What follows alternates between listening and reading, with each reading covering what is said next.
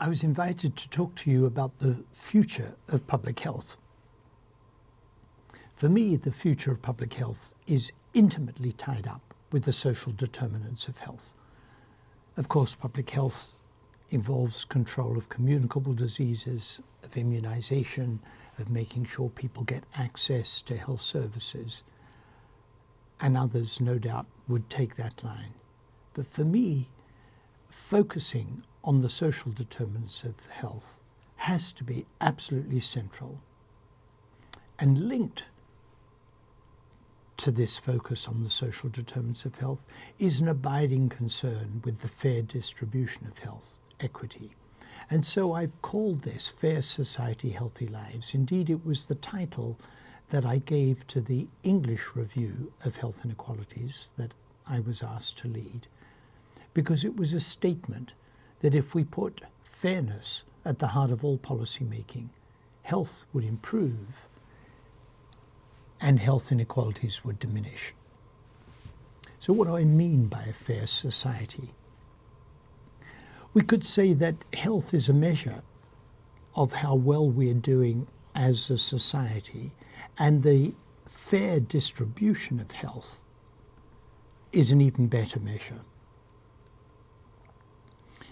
As a doctor, I'm concerned with health outcomes and avoidable social inequalities in health that are judged to be avoidable by reasonable means are unfair. Therefore, any actions that retard progress to reduction of these avoidable health inequalities are unfair. And by health inequalities, I don't mean only the poor health of the poor, but as I'll show you in a moment, the whole social gradient in health. When we began the Commission on Social Determinants of Health, set up by the WHO, we drew attention to figures like these.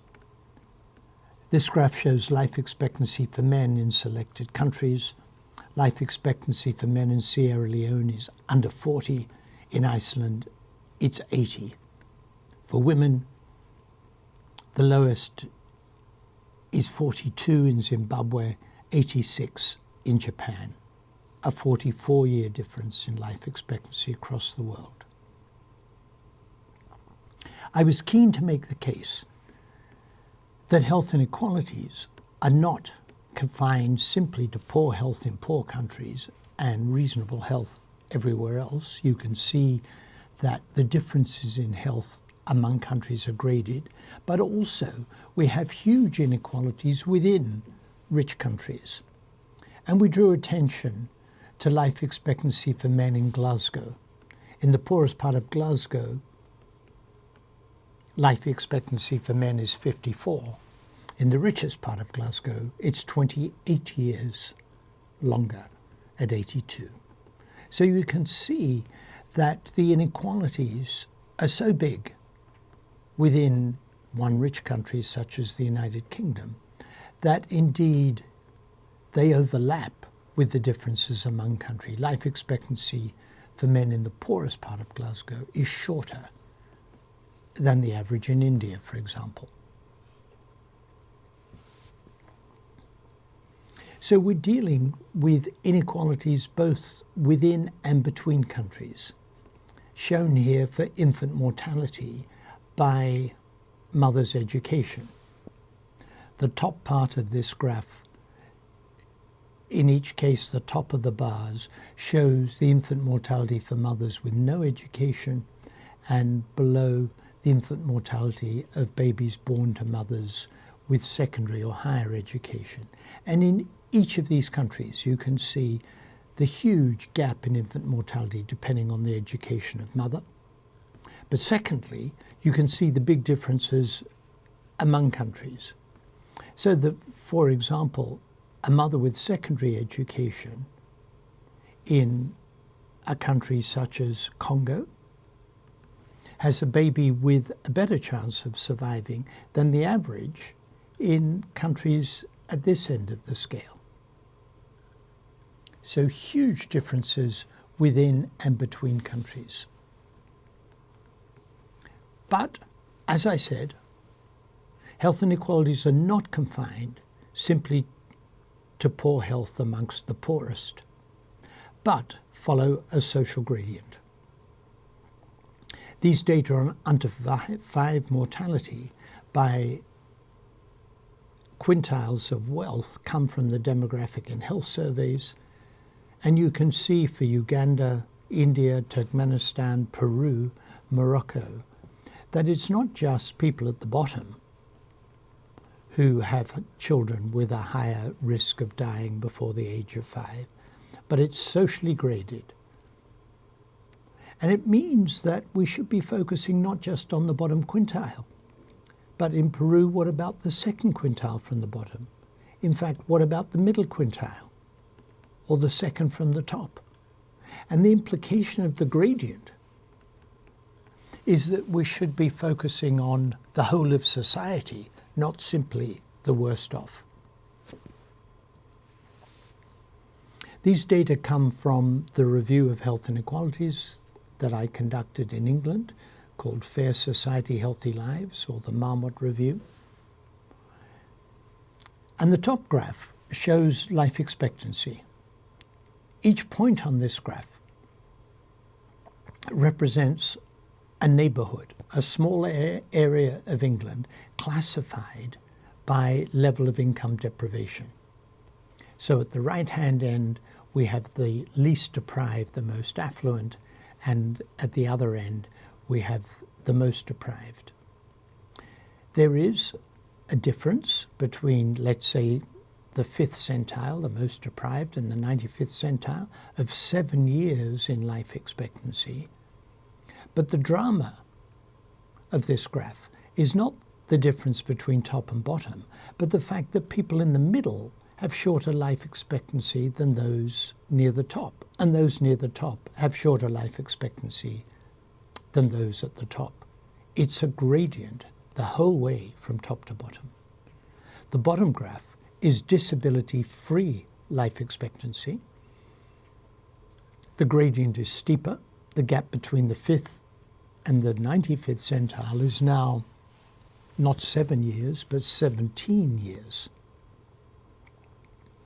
And the implication of the gradient is that we have to take action across the whole of society.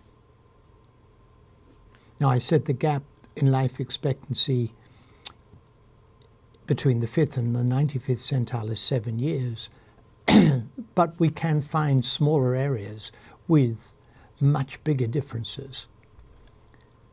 This is a map of London. One area of London, Tottenham Green, up here in the northeast.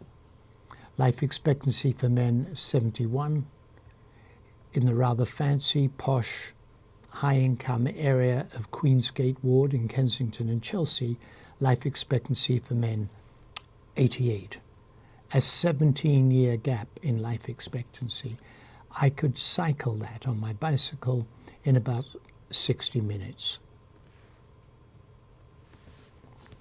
Not just London.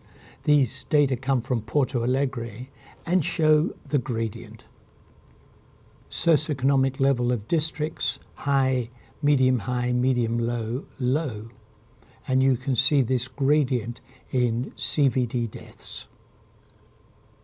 In fact, it was estimated that 45% of all premature CVD deaths in Porto Alegre are caused by socioeconomic inequality. Hence my argument that health inequity and social determinants of health are not footnotes to the future of public health. They have to be right at the center of the future of public health. If we look at diabetes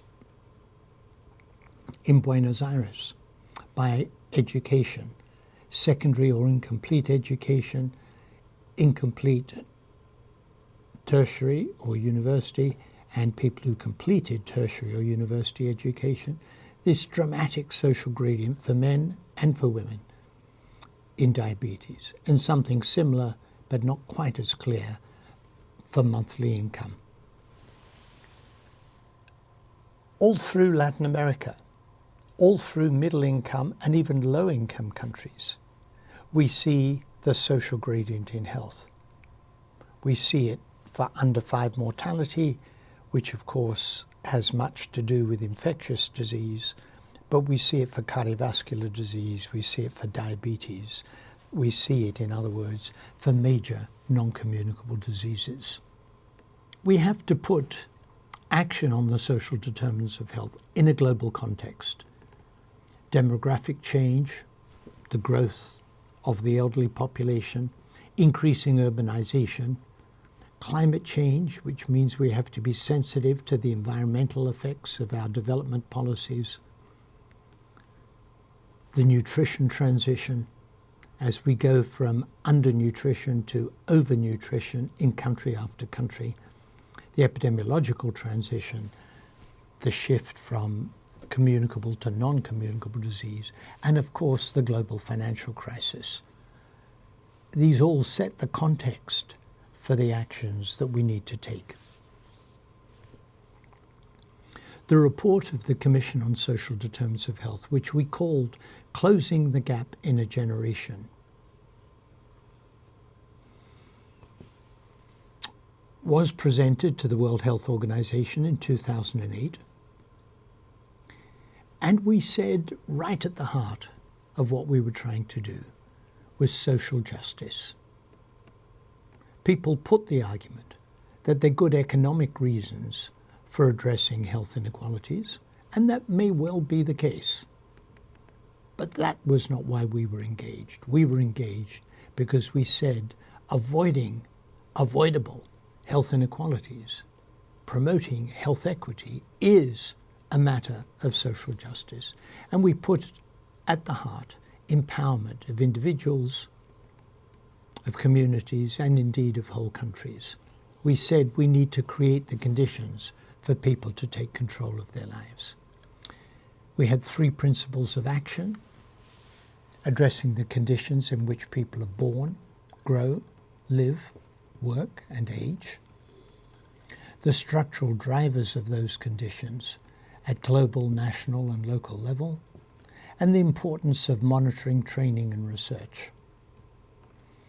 And in the conditions of daily life, we looked at equity from the start, healthy places, fair employment, social protection, and universal health care. And in the structural drivers, we put great emphasis on health equity in all policies.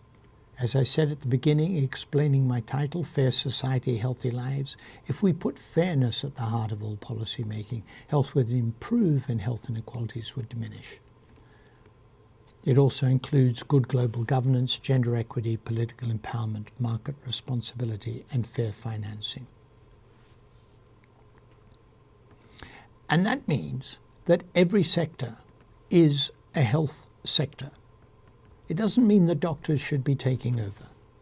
It means that we need to look at the health and the health equity consequences of decisions taken in environment, in education, in transport, in finance, in social protection, because they all have important impacts on health and health equity. Let me show you an example of empowerment in action.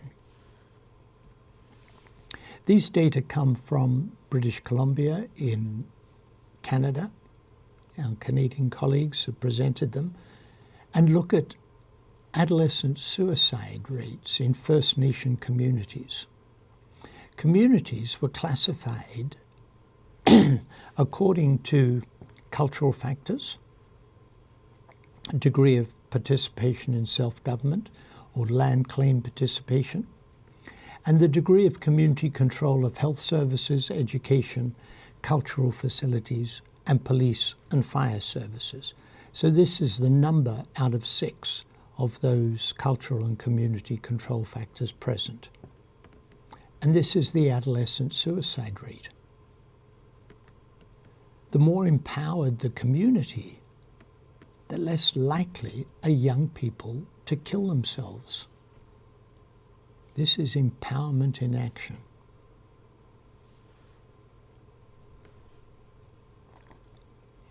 An important question when you publish something like the report of the Commission on Social Determinants of Health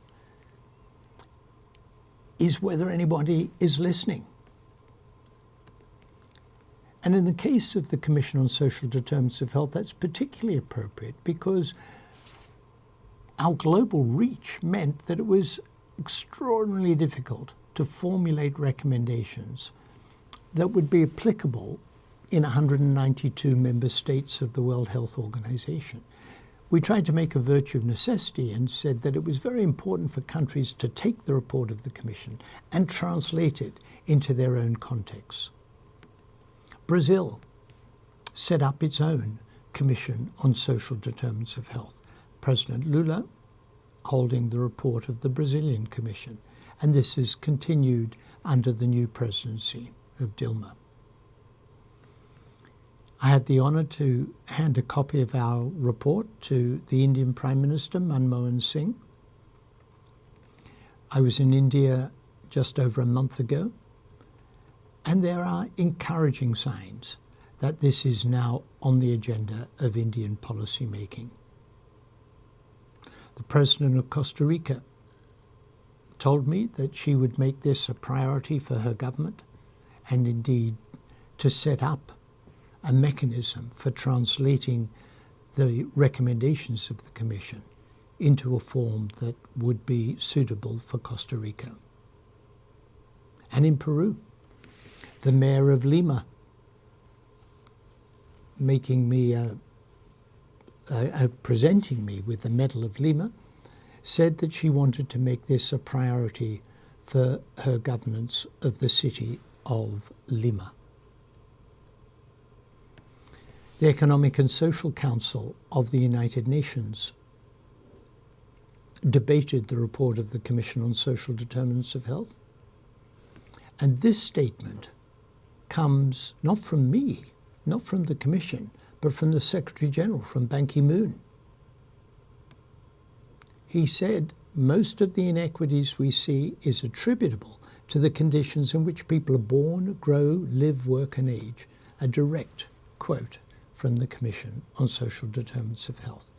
The fact that ECOSOC is discussing this does not by any means mean that specific action will happen.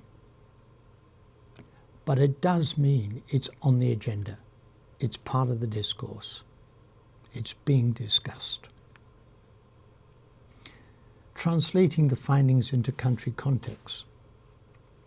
As I mentioned at the beginning, the British government asked, what does the report of the Commission mean to us?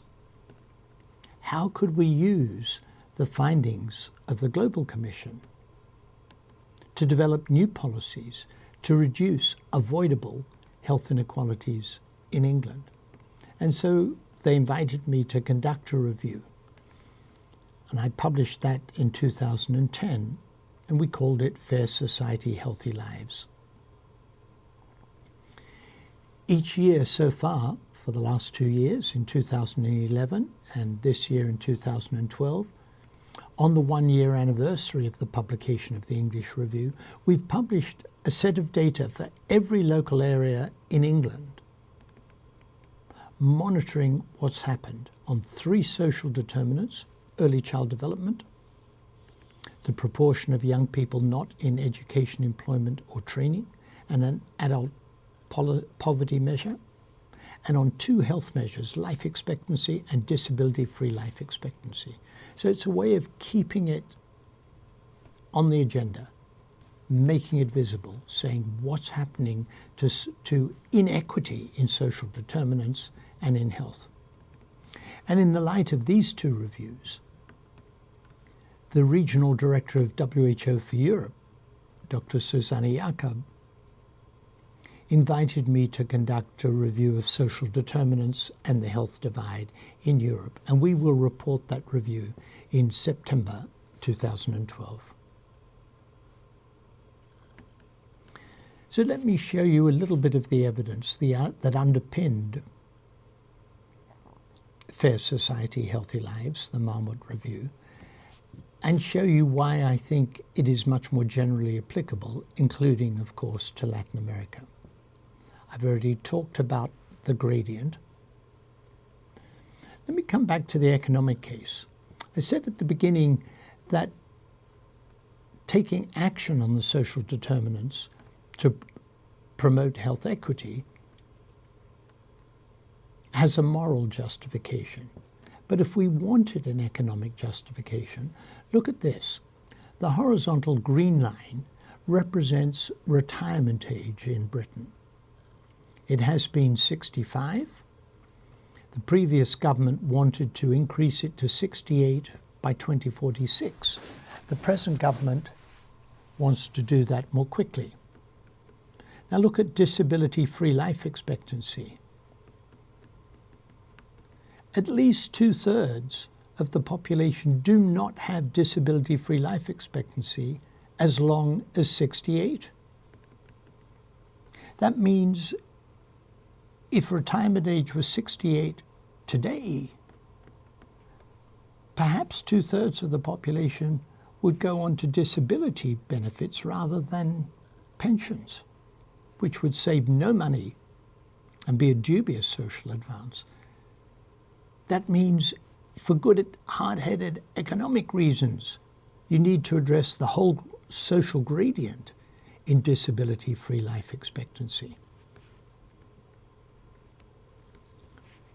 And the context of recommendations that we made really matters. These are data from the UK, and the solid green line is the percent share of total gross and post-tax, total gross income plus benefits enjoyed here first by the top 20% of earners. So in 1977, the top 20% of earners had about 37% of total household income. That climbed to about 43%, a steep cliff, and stayed there. And it didn't matter who the Prime Minister was. It went up under Margaret Thatcher, John Major, Tony Blair, Gordon Brown. It stayed there. The bottom 20% had about 9% of total household income. It went down to about 6% and stayed there.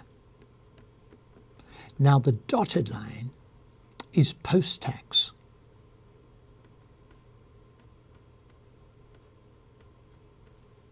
I thought that we had a progressive taxation system. But if you put direct and indirect taxes together, we don't. The effect of taxation was not to redistribute income in any material degree. So that's the context. Increased income inequalities and a tax regime that, if you take direct and indirect taxes, that did not make very much impact on the unequal distribution of income. In the United States, that's even more notable. The dotted line here is the 50th centile of household income level, a barely detectable increase between 1970 and 2005. And look at the 95th centile with a dramatic increase over that 35-year period. Now let's look at the top 1%. This is the top 1%. In 1928, the top 1% had 23% of total household income. And you remember what happened next, the great crash of 1929. And the share of the top 1% went down dramatically, along with everybody else's incomes. And so by 1978, the top 1% still only had about 9% of total household income. This climbed dramatically through the 80s, the 90s, and so by 2007, it had gone up to 23%.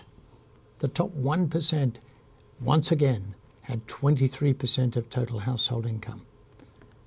And you remember what happened next. We had the global financial crisis, in large part engineered by these people up here, the top 1%, and the rest of us suffered. So these enormous inequities in distribution of income may actually matter a great deal. Now, in the English review, we had 6 domains of recommendations: give every child the best start in life, education and lifelong learning, employment and working conditions, minimum income for healthy living. The 5th was healthy and sustainable places and communities. And the 6th was a social determinants approach to prevention. Let me show you and put some emphasis on giving every child the best start in life. These are data from the 1970 British birth cohort in England. They look at cognitive development at 22 months of age and follow these children to 10 years of age. Now look first at children who at 22 months were in the 10th centile of cognitive development. If they grew up in families of low socioeconomic status, they remain low. There's some regression to the mean, but that need not detain us. If they grew up in families of high socioeconomic status, they catch up. Now, look at children who at 22 months of age were in the 90th centile.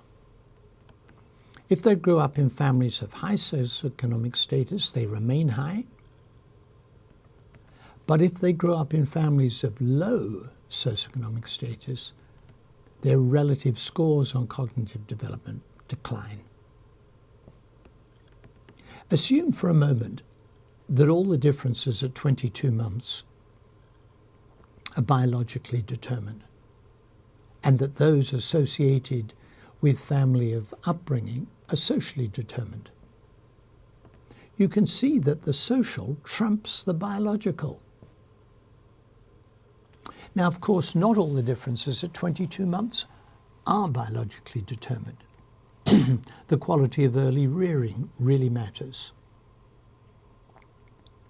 Why am I showing you this? Because what happens in early childhood affects what happens in the education system. That in turn determines what sort of job you get, what your income is, where you live, and that in turn, of course, has a profound impact on health and health inequalities. So can we do anything about these early child development scores? Yeah, we probably can. That's what the evidence shows. As one indicator of parental input, look at reading to children every day. It follows a social gradient. In the Millennium cohort, a birth cohort in England, you can see the proportion read to every day. It was probably under 40% for those in the lowest socioeconomic status quintile, and over 75% for those in the highest. And it was a gradient. Regular bedtimes. And then look at mothers suffering postnatal depression, which follows the gradient the other way with catastrophic effects on children's social, emotional, psychological development. Ensure a healthy standard of living for all. Now, as I've already shown you, the tax and benefit system is obviously going to impact enormously on the ability of a society to ensure a healthy standard of living for everybody. And we see a minimum income standard as not just foods, clothes and shelter, important as they are, but sufficient resources to participate in society and to maintain human dignity.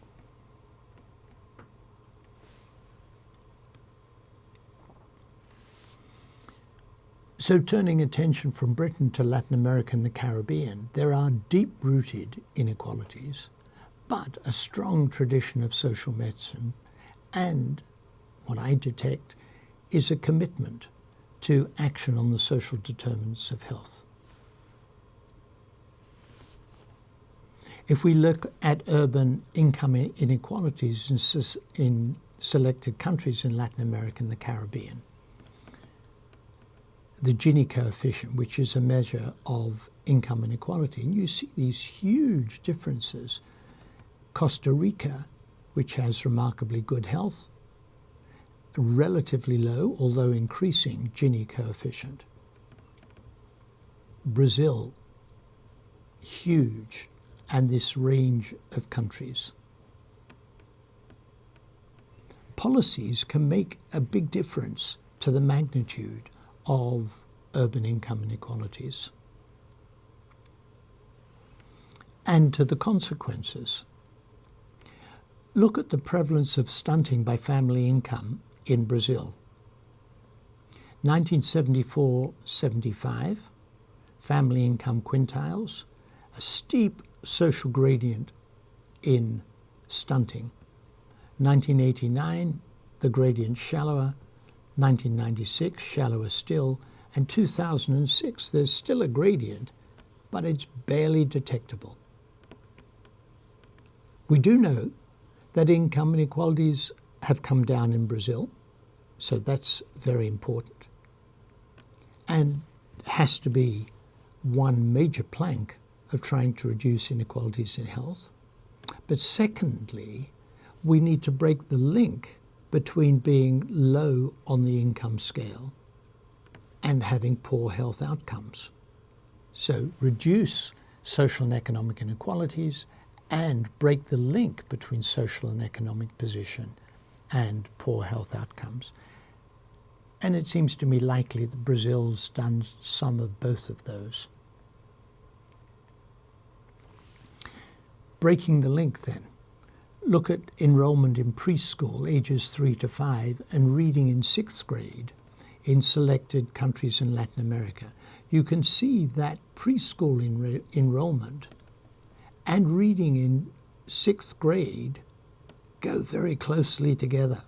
So Cuba, Costa Rica, which have high levels of children in preschool, score very well on reading in 6th grade. Paraguay, which has low preschool enrollment, children do much worse in 6th grade reading scores, and in the Dominican Republic. Peru looks more to the lower end of the scale than it does to the higher. Investment in preschool education is key to children benefiting from the education system. And if we look at adult and youth literacy rates, once again, here's Cuba up at the top, Chile, Uruguay, Argentina, Costa Rica. And we come down to Colombia, Mexico, Brazil, Peru, and down to Guatemala. There's been great improvement in literacy in Latin America in general, but you can see there are still significant defects that need to be overcome. And it starts with the beginning of the life course. If we look at the ratio of income and completed secondary school between women and men in Latin America, so not just now economic, but gender and economic inequalities. So the gender income ratio, women earn about 70% of what men do in Colombia. In Colombia, the women actually do better in terms of completing secondary school than the men, as they do in many countries. But you can see in general,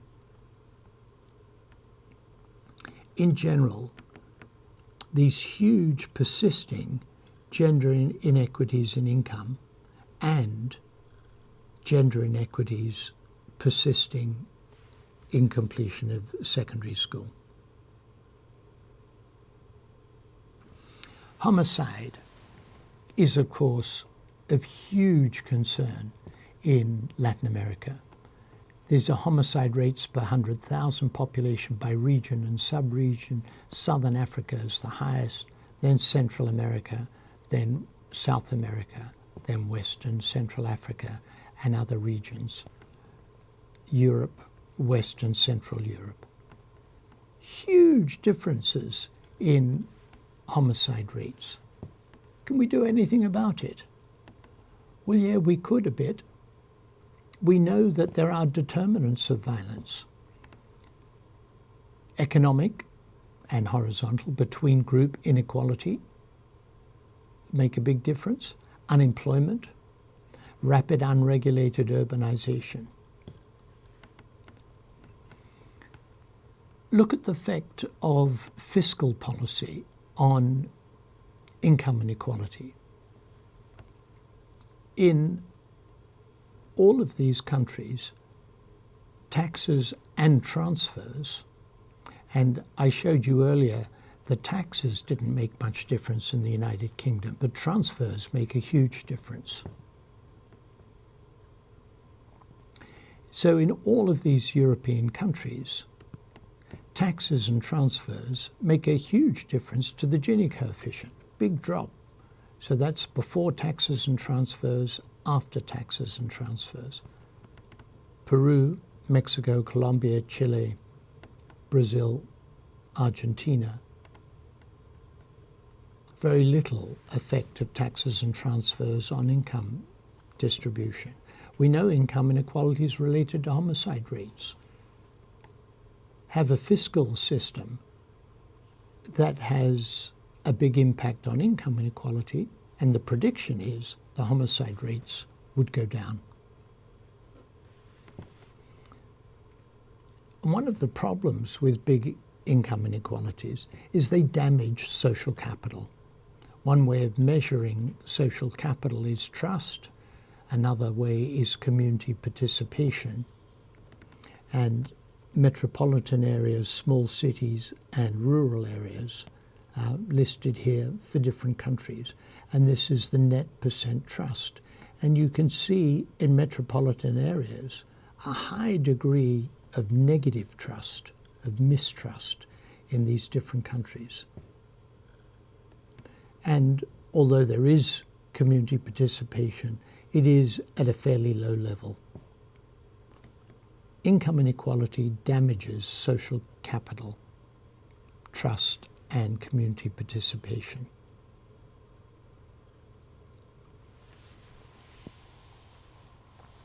When we were doing the English review, we participated actively in development of policies in a number of areas of England. One was the Northwest region, which contains Liverpool. Some of you may know it has two famous football clubs, Liverpool and Everton. But apart from that, it's a very deprived area of England. And I met many civil society groups in Liverpool. And after one such meeting, I'd given a lecture, and these groups came back and fed back their thinking. And this is my summary of their thinking. The first was, they said, we do not want an outside expert, such as you, telling us what to do. Our values should shape our goals. Secondly, they said, we came here thinking the problem was poor quality programs and services, but we realize it's the nature of society that has to change, not just the programs and services. Related to the first, what we need to measure relates to our goals of what we want to achieve. And when I put to them that they don't want outside experts telling them what to do, does that mean they don't want to look at the evidence? Well, this was a bit confronting. And they said, well, give us the evidence, but let us figure out how to apply it in our own way. In other words, the journey is important. Local ownership is important, not just the destination, although that's important. So local ownership and collaborative working. Empowerment. community control. And all of this is aimed at achieving what I think public health and the future of public health should be about: creating a world where social justice is taken seriously.